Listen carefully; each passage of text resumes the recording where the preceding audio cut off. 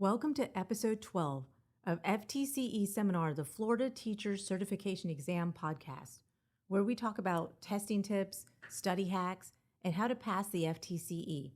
I'm your host, Mercedes Musto. In today's episode, I'll be talking about the FTCE General Knowledge English subtest. This is part 4 of a multi-series review of what you need to know to pass the English section of the GK. Let's get started. Today we're reviewing semicolons, when to use them, and how to use them properly. Concept 4, semicolons. According to Grammarly.com, there's several ways to use a semicolon. But first, what is a semicolon?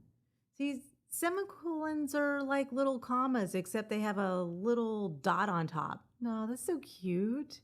Except when you use them incorrectly. That's not cute. On a side note, if you are unsure about how to use commas, then check out episode 10 for a quick review. Okay. When do I use a semicolon then? Well, I'm glad you asked. Last episode, we talked about independent clauses. Remember, an independent clause has a subject and verb, so basically it can be its own sentence. But what if I have two independent clauses and I just smash them together like this? I ordered pizza to go, I didn't want to cook. I ordered pizza to go, I didn't want to cook. Yeah, that's two sentences or two independent clauses. Okay, did you hear the two independent clauses with no pauses? In fact, that mess is called a run-on sentence because it has no semicolons, no transitional words, nothing. Let's correct that run-on sentence by adding a semicolon in the right place like this.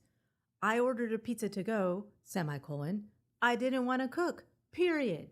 Well, there you go. That's much better. So basically, you can combine two independent clauses with no transitional word if you use a semicolon. But what if I want to use a transitional word like however or therefore? Well, no problem. Then your sentence would sound like this. I didn't want to cook, semicolon, therefore, comma, I ordered a pizza to go. Perfecto! Exclamation point. The pattern here is independent clause, semicolon, transitional word, comma, independent clause, period. Like in the next example.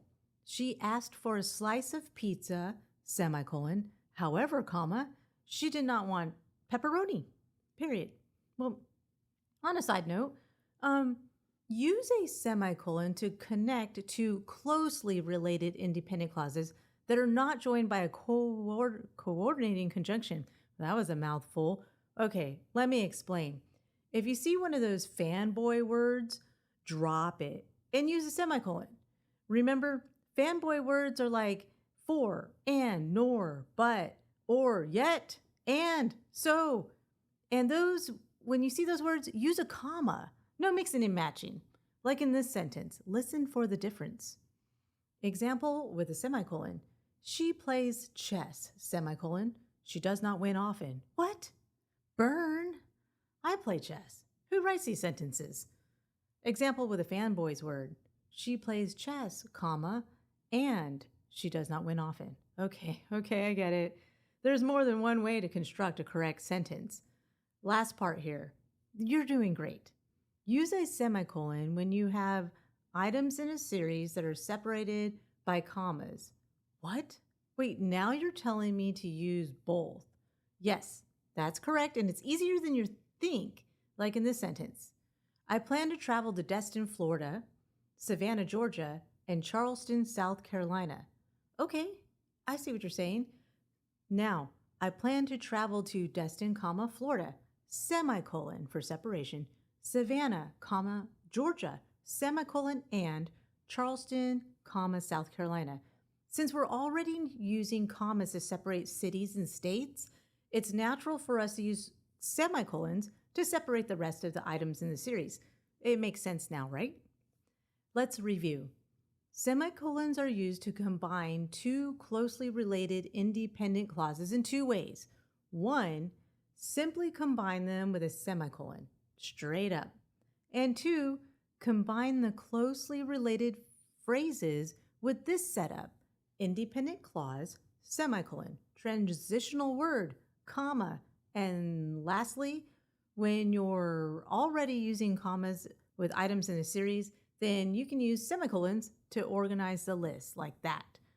For more practice with semicolons, visit ftceseminar.com. The important thing is to start studying. And start studying today so you can pass the Florida Teacher Certification Exam. Well, what are you waiting for?